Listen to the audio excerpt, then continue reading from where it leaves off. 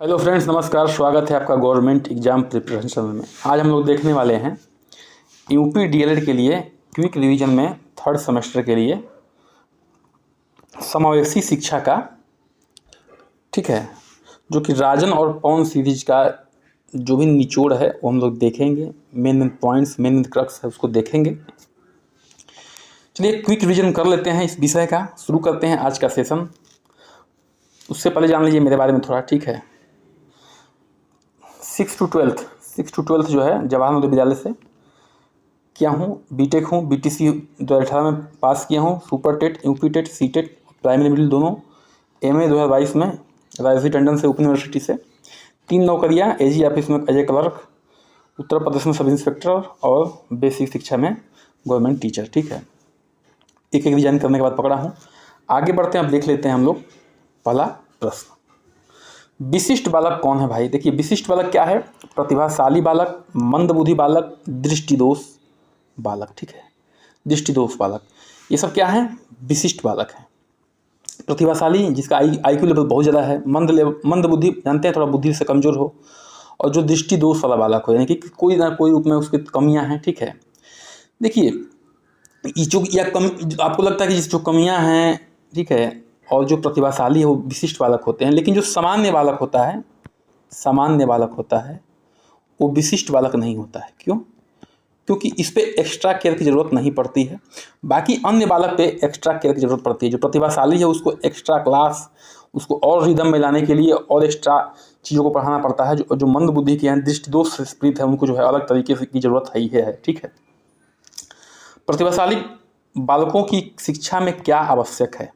तो व्यक्तिगत ध्यान देख रहे हैं, व्यक्तिगत ध्यान देना जरूरी है। क्यों? क्योंकि बाकी बच्चे उससे कमज़ोर हैं। अगर उस पर नहीं ध्यान दिया जाएगा तो वो भी कमज़ोर हो जाएगा, और जो उसकी मतलब अचीवमेंट, जिस अचीवमेंट तक वो पहुंच सकता है, वो उसको नहीं प्राप्त होगा व्यक्तिगत ध्यान नहीं देंगे तो।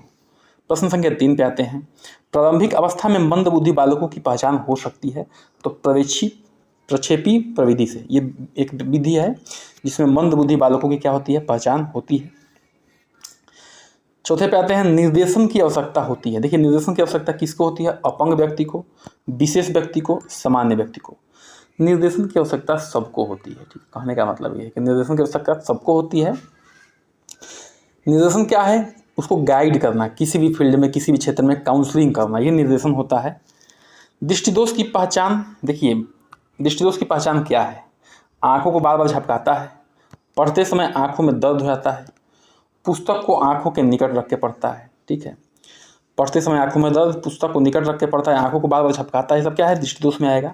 विशिष्टता का सम प्रत्यय होता है, तो गुणात्मक और मात्रात्मक दोनों। जो विशिष्टता है उसका सम प्रत्यय है, गुणात्मक और मात्रात्मक दोनों। जितने भी, देखिए, जितने भी प्रश्न हैं, चाहे वो वस्तुनिष्ठ हों, ठीक है, या अति लघु हों या लघु हों, उसको हमने शॉर्ट फॉर्म में कन्वर्ट कर दिया है रिवीजन करने के लिए, ताकि आपको जल्दी से जल्दी रिवीजन हो सके। शिक्षा के क्षेत्र में कौन विशिष्ट बालकों का वर्ग है? विशिष्ट बालकों का वर्ग जो है शिक्षा के क्षेत्र में कौन सा है? तो आप आइडिया लगा चुके होंगे। देखिए, जो बौद्धिक दृष्टि से विशिष्ट बालक हो, शारीरिक दृष्टि से विशिष्ट बालक हो, शैक्षिक दृष्टि से विशिष्ट बालक हो, ठीक है। यानी कि जो सामान्य बालक नहीं है वो सब क्या है? सब के सब जो है विशिष्ट बालक है, ये ध्यान रखना है। आगे बढ़ते हैं। ब्रेल लिपि किससे संबंधित है? तो दृष्टिदोष के जो लोग होते हैं वो संबंधित है। ब्रेल साहब, ठीक है ना, कौन सी विधि बनाई थी? इसमें एक जो है पेपर रहता है, उसमें जो है क्या उभरा उभरा रहता है, और उभरे उभरे को टच कर करके जो है ब्रेल लिपि, यानी कि जो दृष्टिहीन लोग होते हैं उसको पढ़ने का काम करते हैं। आगे बढ़ते हैं। भारत पुनर्वास परिषद अधिनियम कब पारित किया गया था? भारत पुनर्वास अधिनियम कब पारित किया गया था? तो 1992 में जो है भारत पुनर्वास परिषद अधिनियम पारित किया गया था। आगे बढ़ते हैं, प्रश्न संख्या 10 पे आते हैं। विशिष्ट बालकों की शिक्षा के लिए चलाए जाते हैं संवर्धन कार्यक्रम, ठीक है। जो विशिष्ट बालक होते हैं उनके लिए संवर्धन का कार्यक्रम चलता है। विशिष्ट बालक कौन है? जो श्रवण बाधित हैं, दृष्टि बाधित हैं, अस्थि बाधित हैं, ये जो बहुत प्रतिभाशाली हैं, ये सब क्या हैं? सब विशिष्ट बालकों में आपके आते हैं। श्रवण बाधित बालकों में प्रायः सुनने की क्षमता होती है 30 से 50 डेसिबल, ठीक है। 30 से 50 डेसिबल तक जो है श्रवण बालकों में सुनने की क्षमता होती है। विशिष्ट शिक्षा के अंतर्गत कौन सा आता है? विकलांगता, रोगग्रस्तता, अक्षमता। यानी कि ये सब विशिष्ट शिक्षा के अंतर्गत आते हैं। जो विकलांग हैं, किसी रोग से ग्रस्त हैं या पढ़ाई लिखाई में क्या है, अक्षम हैं। सही दृष्टि कहलाती है जिसका 6/6 होता है, वो क्या है, उसकी दृष्टि एकदम सही है, एक्यूरेट है। सेना वगैरह में कहते हैं 6/6 मांग रहा है, ठीक है, तो सही दृष्टि वाला कहलाता है। शैक्षिक समावेशन से क्या तात्पर्य है? तो देखिए, सभी बच्चों को शिक्षा प्रक्रिया में से जोड़ना, चाहे वो विशिष्ट हो या समान हो, ठीक है, विशिष्ट हो या सामान्य हो, सबको जो है क्या करना, शैक्षिक समावेशन से जोड़ना। आगे बढ़ते हैं। भाटिया बैटरी में कुल कितने उप परीक्षण हैं? तो भाटिया बैटरी में कुल जो है 5 उप परीक्षण हैं। कितने हैं? 5 उप परीक्षण हैं। क्रमिक विकास के सिद्धांत के प्रतिपादक हैं किंग और थॉर्नडाइक। जो क्रमिक विकास है उस सिद्धांत के प्रतिपादक कौन है? किंग हैं और थॉर्नडाइक हैं। अधिक तनाव का काल कौन सा होता है? किशोरावस्था। जो किशोरावस्था है, जो कि लगभग 12 से 18 वर्ष की आयु होती है, ठीक है, इसको जो है तूफान की अवस्था कहा गया है। क्या कहा गया है? तूफान की अवस्था कहा गया है। इसमें बालक अपने आप को जो है अकेला समझता है, सबसे जो है एक तरह से बैर रहता है, और तूफान की अवस्था कही गई है, इसलिए इसमें अधिक तनाव होता है। 18 पे आते हैं प्रश्न संख्या भैया। स्कूल बच्चों में व्यक्तिगत भिन्नताएं किस रूप में पाई जाती है? तो शारीरिक, मानसिक और रुचि। ये 3 प्रकार का आधार है जिसमें जो है स्कूली बच्चों में भिन्नताएं पाई जाती है, शारीरिक, मानसिक और रुचि में। विकलांगता शिक्षा के मुख्य आधार है। विकलांगता शिक्षा का मुख्य आधार क्या है? शारीरिक विकलांगता, अवेगात्मक विकलांगता, मानसिक विकलांगता। ये सब क्या है? विकलांगता शिक्षा के मुख्य आधार हैं।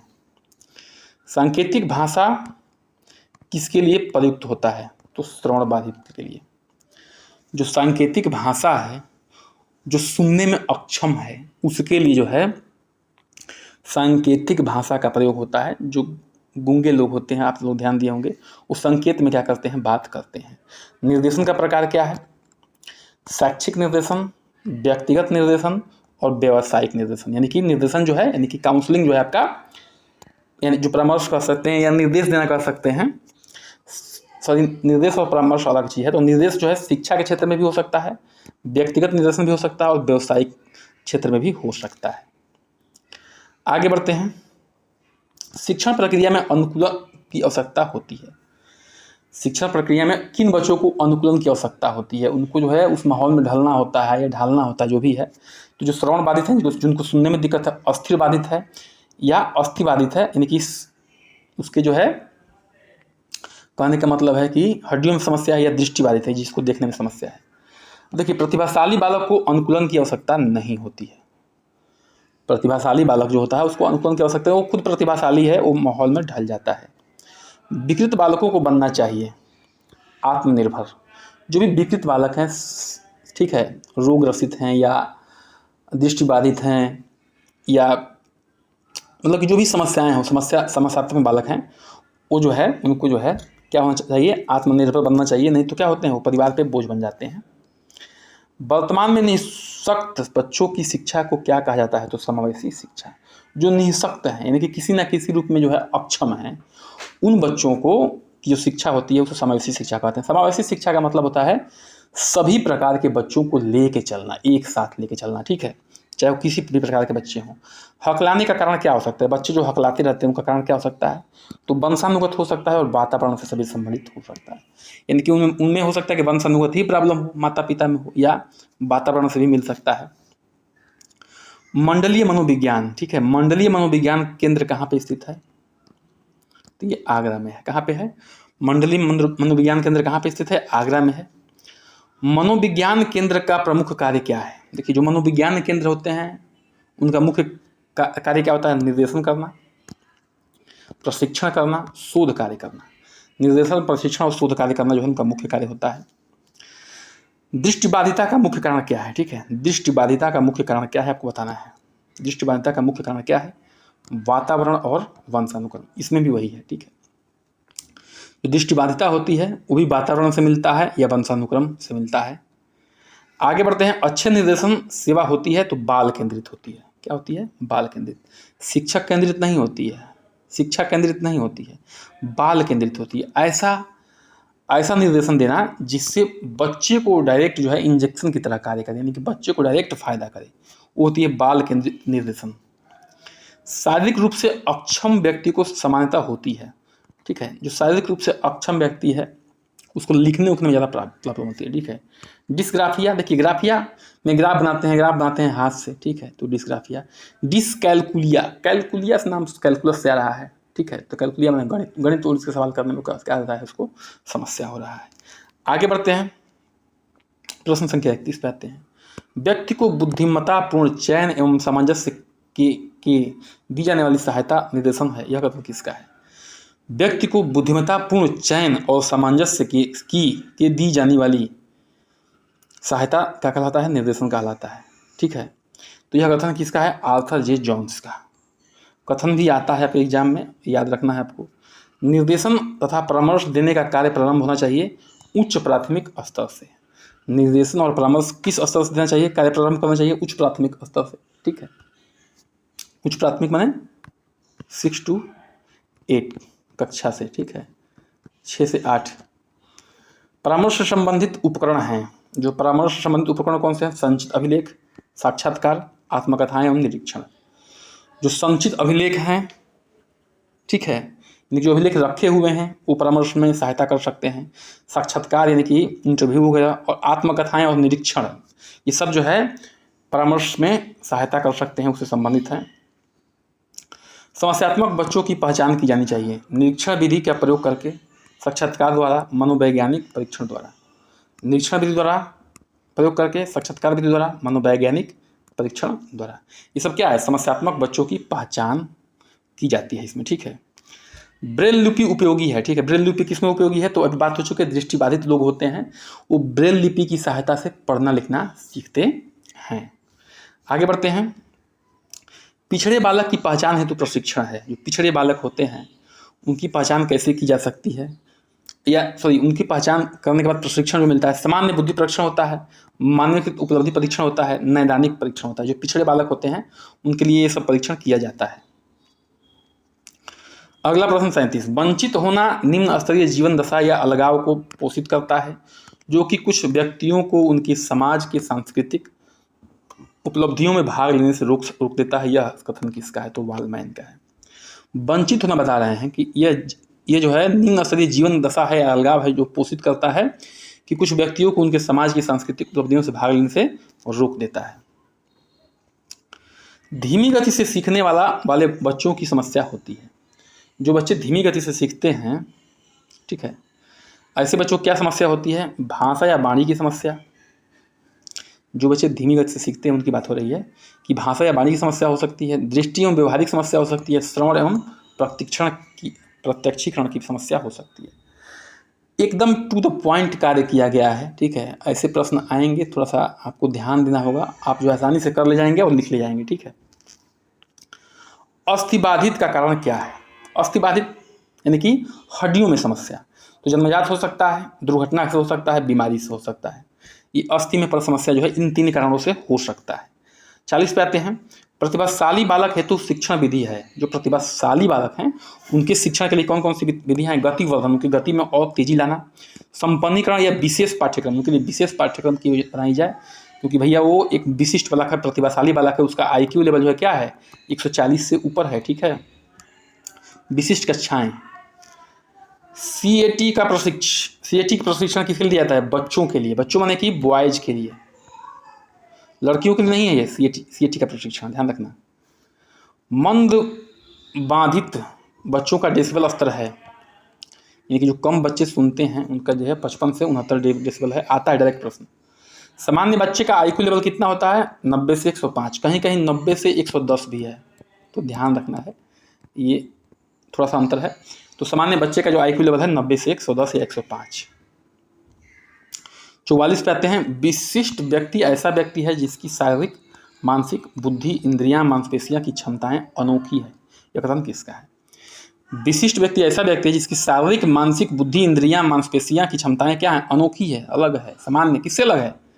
सामान्य बालक से। किससे अलग है? सामान्य बालक से अलग है, इसीलिए ये क्या है? ये विशिष्ट है, ठीक है। तो कहा है हैबिट एंड फोरनेस ने, ठीक है, हैबिट एंड फोरनेस ने। 45 पे आते हैं, परामर्श का उद्देश्य जो है आत्म परिचय या आत्मबोध है। यह कथन किसका है? रूथ स्ट्रेंग साहब का, ठीक है। परामर्श का उद्देश्य क्या है? आत्म परिचय करना, अपने से परिचय करना, या आत्मबोध यानी कि अपने को बोध करना, अपने बारे में ज्ञान प्राप्त करना। स्वास्थ्य निर्देशन संबंधित किससे है? तो स्वास्थ्य सुरक्षा से है। स्वास्थ्य के बारे में कोई निर्देशन देगा, निर्देश देगा, ठीक है, समझाएगा, तो उसकी किससे संबंधित होगा? स्वास्थ्य की सुरक्षा से संबंधित होगा। प्रश्न संख्या 47 पर हम लोग आते हैं। बाल अपराधी बालकों की उपचार विधि है मनोविश्लेषणात्मक, मनोवैज्ञानिक विधि, परीक्षण विधि। जो बाल अपराधी हैं उनका उपचार विधि क्या है?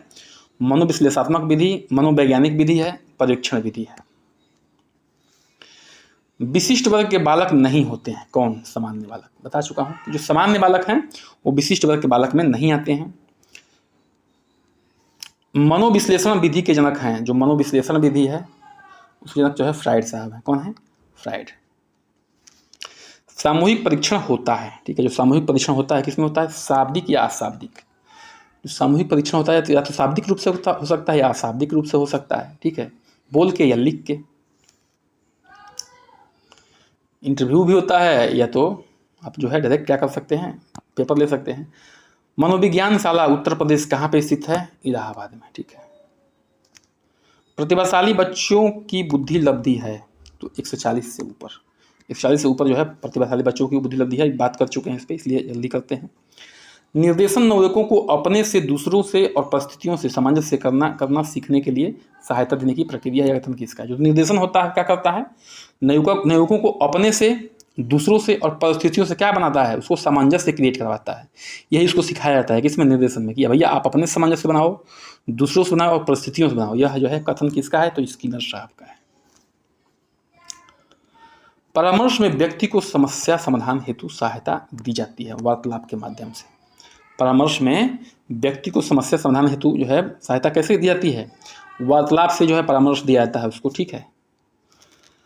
परामर्श का अभिप्राय जो है दो व्यक्तियों का संपर्क जिसमें एक व्यक्ति को किसी प्रकार की सहायता दी जाती है। कार्ल रोजर्स ने कहा है दो व्यक्ति संपर्क बनाते हैं, कभी कभी दो से अधिक भी बना सकते हैं, लेकिन इनमें एक व्यक्ति जो है दूसरे व्यक्ति को या एक से अधिक व्यक्ति को क्या करता है? सहायता प्रदान करता है। ये कार्ल रोजर्स की बात है। किसने विशिष्ट आवश्यकता वाले बच्चों को दुर्लभ गुण वाला बच्चा बताया है? जो विशिष्ट आवश्यकता वाले बच्चे हैं वो दुर्लभ गुण वाले हैं, कम पाए जाते हैं, माने कम उनमें गुण होता है, कहने का मतलब है। हैबिट साहब ने कहा है। परामर्श से संबंधित जिले का विशेषज्ञ समिति का नेतृत्व कौन करता है? जो परामर्श संबंधित जिले का विशेषज्ञ होता है उस समिति का नेतृत्व कौन करता है? उसका नेता कौन होता है? मुखिया कौन होता है उस समिति का? तो जिले के मुख्य चिकित्सा अधिकारी जो सीएमओ साहब होते हैं वही क्या करते हैं? इसका नेतृत्व करते हैं, ठीक है, विशेषज्ञ समिति का। विद्यालय में हास अवरोध की समस्या को रोकने में प्रमुख रूप से सहायता है, ठीक है। जो विद्यालय में हास हो रहा है, बच्चे का हरासमेंट हो रहा है, शारीरिक रूप से, मानसिक रूप से, चाहे जैसे भी, उसको रोकने के लिए जो है परामर्श और निर्देशन बहुत जरूरी है। तो देखते रहते हैं बार बार जो है प्रोफेसर लोग या शिक्षक लोग समझाते रहते हैं बच्चों को पढ़ना कैसे है, पढ़ने का तरीका क्या है, डिप्रेशन नहीं आना है, जीवन के बारे में सब बताते रहते हैं, चाहे कहानियों के माध्यम से हो, चाहे जैसे भी हो, ठीक है। निर्देशन एवं परामर्श द्वारा बताया जा सकता है क्या करने योग्य है, क्या नहीं करने योग्य है। निर्देशन और परामर्श में क्या बताया जाता है कि आप क्या करिए और क्या मत करिए। यही तो है किसी को जो है सहायता प्रदान करना। अगले प्रश्न पे आते हैं। आंशिक दृष्टिबाधित वाले बच्चे पढ़ सकते हैं उत्तर लेंस की सहायता से। जो कम थोड़ा सा दृष्टिबाधित वाले हैं, थोड़ा सा उसमें दृष्टि की प्रॉब्लम है, वो जो है उत्तर लेंस की सहायता से क्या कर सकते हैं? पढ़ सकते हैं। श्रवण दोष ग्रसित बच्चों में दोष हो सकता है कान से बाहर, कान के अंदर, कान के मध्य। जो श्रवण दोष यानी कि जिनको सुनने में समस्या है उनके कान के बाहर में प्रॉब्लम हो सकता है, कान के अंदर प्रॉब्लम हो सकता है, कान के बीच में प्रॉब्लम हो सकता है। 61 पे आते हैं। निम्नलिखित में से कौन सा अस्थिबाधित बच्चों की विशेषता है? अस्थिबाधित बच्चों की विशेषता यानी कि हड्डियों में समस्या है। मेरुदंड का वक्र होना यानी कि मेरुदंड धनुष के आकार का होता है। विकृत नितंब, ठीक है, पाँव फिरा, पाँव जो है कुछ बच्चों का देखे होंगे फिर जाता है, घूम जाता है, बड़ी समस्या होती है। आगे बढ़ते हैं, 62 पे आते हैं। शिक्षक जो है प्रशिक्षुओं को प्रशिक्षण अवधि में समावेशी शिक्षा पर आधारित प्रशिक्षण के 2 उद्देश्य क्या है, लिखिए। यानी कि जब समावेशी जो बीटीसी आप लोग कर रहे होंगे तो समावेशी शिक्षा पर जो प्रशिक्षण दिया जाता है तो उसका क्या मुख्य उद्देश्य है, ठीक है।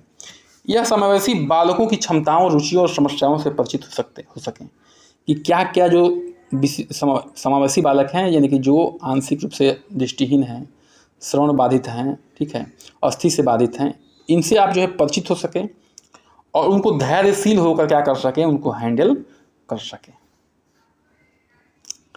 निर्देशन और परामर्श किन दृष्टिकोण से आवश्यक है? निर्देशन और परामर्श क्यों आवश्यक है?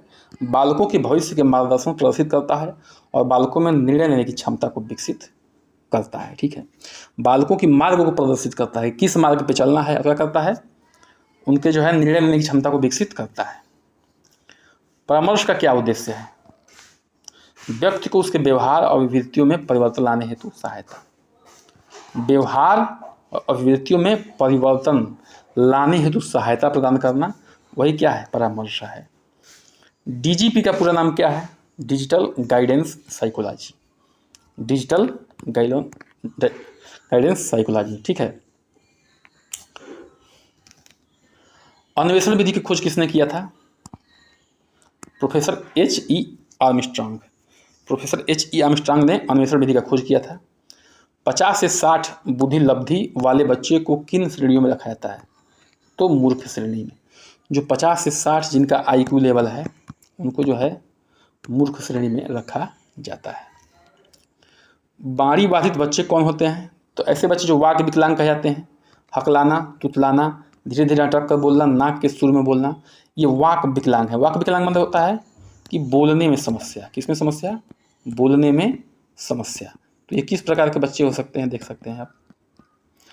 हकलाना, तुतलाना, धीरे धीरे अटक कर बोलना, नाक के सुर में बोलना।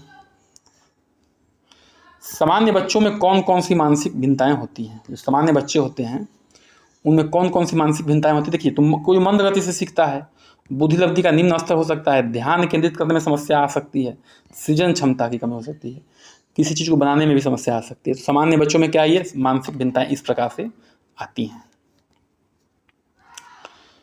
सामान्य बच्चों की 2 विशेषता बताइए। बुद्धि सामान्य होती है, वह शारीरिक और मानसिक रूप से परिपक्व होते हैं, ठीक है। शारीरिक और मानसिक रूप से परिपक्व हैं और बुद्धि क्या है, सामान्य है। प्रश्न संख्या 70 पे आते हैं। पिछड़े बच्चों से आपका क्या अभिप्राय है?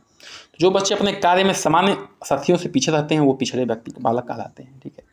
कोई कार्य दिया गया तो जो बच्चे नहीं कर पा रहे हैं किसी टास्क को, या कोई गणित का सवाल हुआ, चाहे कोई कला हुआ, चाहे जो भी है, या कोई छोटा मोटा गेम हुआ, उस टास्क को नहीं कर पा रहे तो क्या है, वो बच्चे जो है पिछड़े बच्चों की श्रेणी में आते हैं।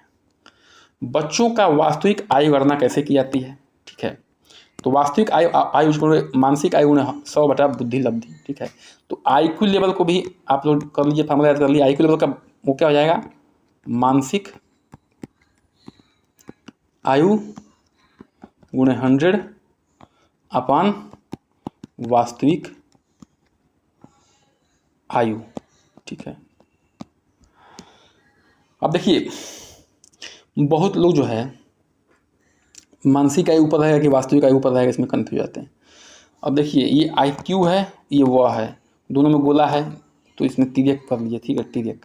तिर्यक है, ठीक है। क्या है, ऊपर नीचे है, ये ध्यान रखना है। याद करने का एक ट्रिक है, तरीका बता रहा हूँ। आंशिक रूप से शारीरिक अक्षम बच्चों के सभी प्रकार लिखिए। जो आंशिक रूप से शारीरिक अक्षम बच्चे हैं उनमें दृष्टिबाधित बच्चे आएंगे, बाणी बाधित बच्चे आएंगे, श्रवण बाधित आएंगे, अस्थि बाधित आएंगे, ठीक है। ये सब बच्चे क्या हैं, शारीरिक अक्षम हैं। वंचन का क्या अर्थ है? तो देखिए, वंचन जो है जीवन का एक ऋणात्मक स्थिति है जो मानव क्षमताओं के विकास में बाधक होती है या किसी चीज से रहित, ठीक है। बाधक है या रहित है, ठीक है। सामाजिक निर्देशन से आप क्या समझते हैं, बोलिए। तो सामाजिक परिपक्वता, अच्छी आदतें तथा पक्षपात को दूर करना और अच्छे मूल्यों को सिखाना, ये सामाजिक निर्देशन है। सामाजिक निर्देशन की बात हो रही है। सामाजिक परिपक्वता होगी उस निर्देशन में, अच्छी आदतें सीखेगा, पक्षपात नहीं करेगा और अच्छे मूल्यों को सीखेगा। और सुविधा संपन्न समूह के अंतर्गत किस समूह के बच्चे आते हैं? तो अनाथ, श्रमिक, निर्धन आदि के बच्चे, यानी कि उनके पास सुविधाओं की कमी है, ताकि वो जो है अपने शिक्षा दीक्षा को आगे बढ़ा पाएँ। जो बच्चे अनाथ हो गए हैं या किसी मजदूर के बच्चे हैं या निर्धन गरीब के बच्चे हैं, देखिए इसी चैनल पे जो है यूपीपी यानी कि यूपी पुलिस जो एग्जाम होने वाला है वो यूपीपीएससी आरओ सबका जो है चल रहा है। ठीक है, तो चैनल को सब्सक्राइब कर लीजिए, लाइक करिए, शेयर करिए, कमेंट करिए। हमारा एक ही मकसद होता है कम से कम समय में आपको अधिक से अधिक दें, क्योंकि पूरा किताब जब आप ही को पढ़ना तो हम क्या करेंगे। हम आपको सिर्फ मलाई देना प्रस्तुत करना चाहते हैं कि मलाई आप खाइए, थोड़ा सा कम मेहनत में आप ज़्यादा गेन कर ले जाइए। तो बन रहिए हमारे साथ। नमस्कार, जय हिंद।